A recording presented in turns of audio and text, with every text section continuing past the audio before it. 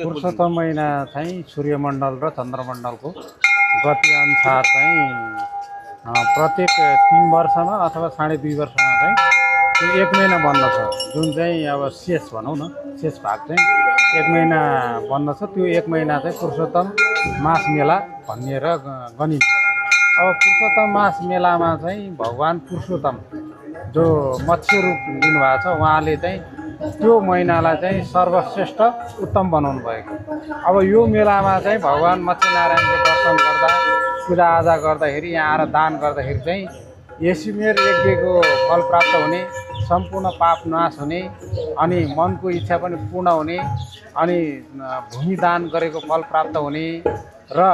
अरू तीर्थस्थलमा नगइकन पुरुषोत्तम